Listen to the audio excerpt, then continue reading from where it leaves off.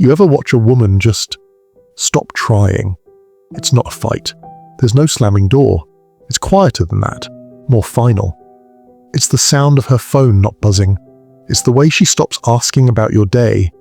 It's the quiet sigh she lets out when you walk into the room, a breath that says, "I am so tired." I saw it in my girlfriend's eyes. We were in the kitchen, and the air was thick with everything we weren't saying. I made a joke, my usual armor, and she didn't smile. She just looked at me, and in her eyes I saw a light go out. A simple, quiet extinction. It's a collision you never see coming. The collision between her hope and your silence, and when it happens, you're left standing in the wreckage wondering where she went. The truth is she didn't go anywhere. She's just been slowly, silently, walking away from you for months. For weeks, I told myself it was a phase. She was stressed. Work was heavy. I'd give her space. That's what you're supposed to do, right? But the space I gave her just became a canyon. I remember thinking, what did I do? Was it something I said? I'd run through every conversation looking for the landmine I'd stepped on. I bought her flowers. I suggested a trip. I did the things you're supposed to do to fix a thing that's broken. Part of me knew. A quiet, shameful part in the back of my mind whispered it. This wasn't about a single thing I did. This was about the 1,000 things I didn't do. The silence in our apartment grew teeth. It wasn't just quiet. It was heavy. It was a presence. I could feel it in my chest, a low hum of dread. I'd sit on the couch, my hand resting on my knee, and I'd watch her move through the room like a ghost, not touching anything, not really there. She'd look at my hand and then look away, and her breathing would be so quiet, so controlled. I wanted to reach out. I wanted to bridge the gap, but I was paralyzed. I was waiting for her to fix it. I was always waiting for her to fix it. I wanted to scream, to shake her, to demand to know what was wrong. But something inside me wanted to walk away too, to escape the weight of my own failure. The contradiction was a knot in my stomach. I was fighting a battle I didn't understand against an enemy I couldn't see. The enemy was the void I'd created, the unpaid therapist. This is the first truth, and it's the one that cuts the deepest. You think you're being a partner. You come home, you dump your day on her, your frustrations, your anger at your boss, your quiet anxieties about life. You use her as a sounding board, a shock absorber for all the chaos in your world. You believe this is intimacy, this is sharing. But here's what no one tells you. You are not sharing. You are dumping. You're using her as an unpaid therapist. She's not your partner in that moment. She's your employee. Her job title is man keeper. It's her job to hold the space, to do the emotional labor, to plan the weekends that will distress you, to remember your mother's birthday, to absorb your mood and reflect back calm.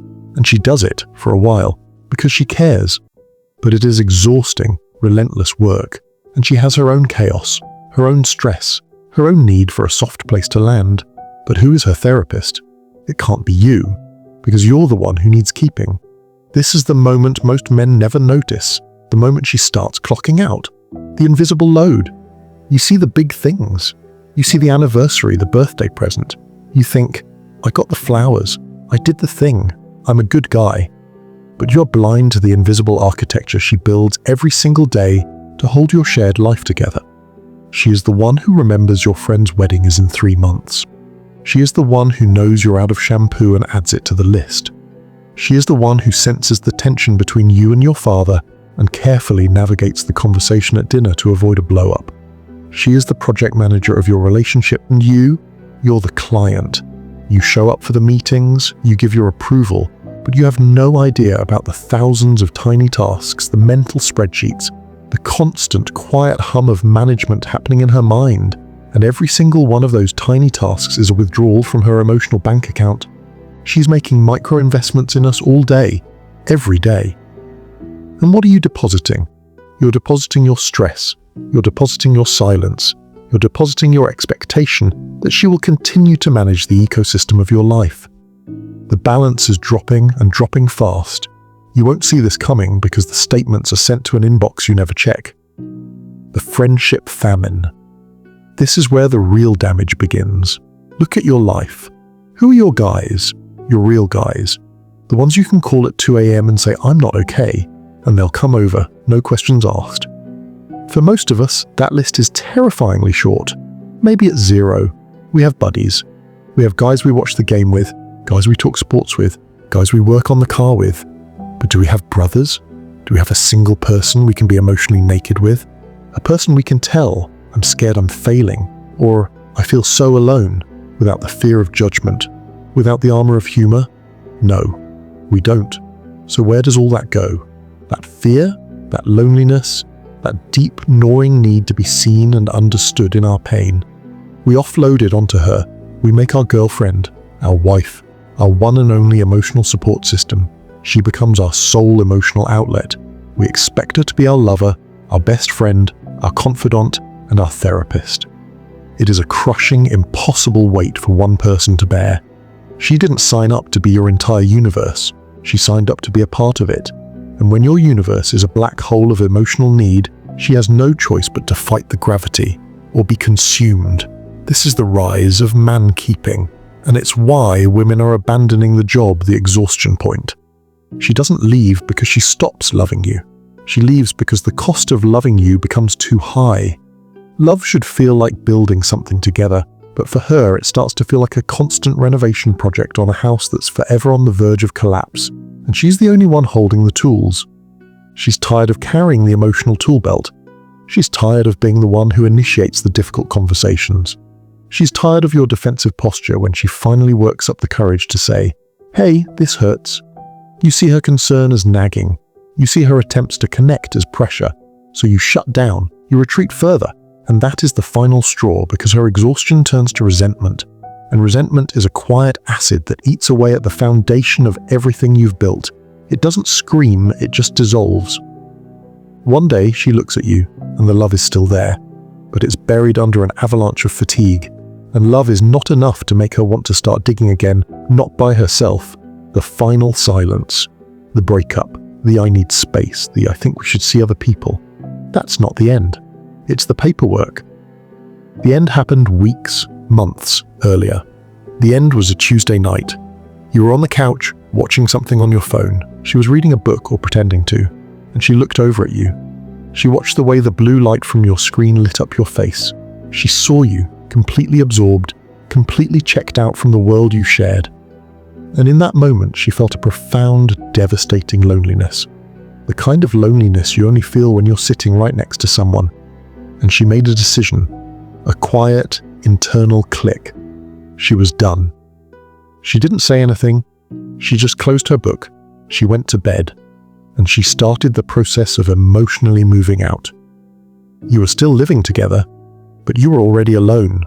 You just didn't know it yet. This is the moment. This is the moment you will replay in your mind 1,000 times, the moment you didn't even notice. And right when you think it's over, it isn't. The real pain is just beginning. The delayed realization. You don't understand it in the moment. You're confused. You're angry. You feel blindsided. You tell your friends, "She just changed, out of nowhere." But it wasn't out of nowhere. You were just somewhere else. The realization comes later. It hits you in the empty apartment after she's gone. It hits you when you can't find your keys because she always knew where they were. It hits you when a small good thing happens to you, and your first instinct is to turn and tell her, and the space where she should be is just empty air. You realize too late that being emotionally stunted isn't romantic. It isn't being the strong, silent type. It's a form of selfishness. It's making your partner responsible for the weather inside you. You forced her to become a keeper of a man who refused to keep himself. And she, quite simply, resigned from the position I didn't understand it then, standing in that kitchen watching the light go out in her eyes. But I do now. I understand it in my bones. So what's left? After the silence, after the truth lands like a punch to the gut, what do you do with the wreckage? You don't rebuild for her. That ship has sailed. You rebuild for the man you have to become. The armor you've worn your whole life, the armor of "I'm fine," the armor of humor, of distraction, of silence. It's too heavy. It's crushing you. The first step is to take it off, piece by painful piece. It means looking your own loneliness in the eye. It means calling a friend not to talk about the game, but to say, "I'm struggling, man." It means sitting with your own anxiety without running to a screen, a bottle, or a person to make it go away. You learn to become your own keeper. You learn to manage your own emotional world. You learn to plan your own life. You learn to sit in quiet room with yourself and not feel the need to escape. This is the inward work. This is the real work. It's not about becoming a perfect partner for someone else. It's about becoming a whole person for yourself. It's about building your own emotional support network so that when you do invite someone into your life, you're inviting them into a fortress, not a field hospital. You're asking them to be a partner, not a paramedic. You remember the quiet sigh. You remember the light going out. And you let that memory be your teacher, not your torturer.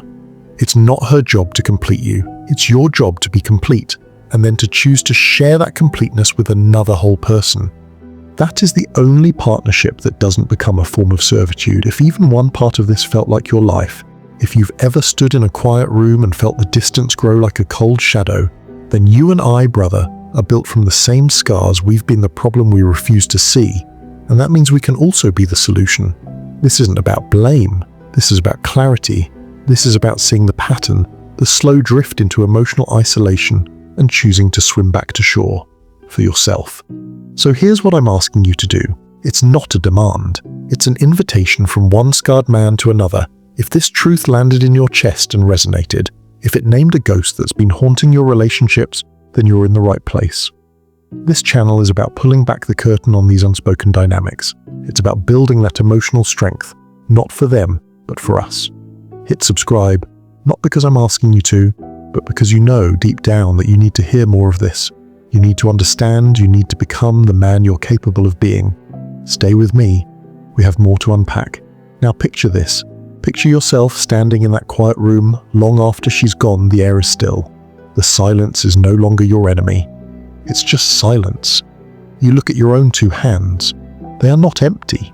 They hold the tools to build your own life, your own peace, your own emotional resilience. You take a breath. A real one, deep and full. And for the first time in a long time, you feel the weight. Not the weight of her disappointment, but the weight of your own potential, and you decide right there to finally choose strength. The choice is yours. It always was.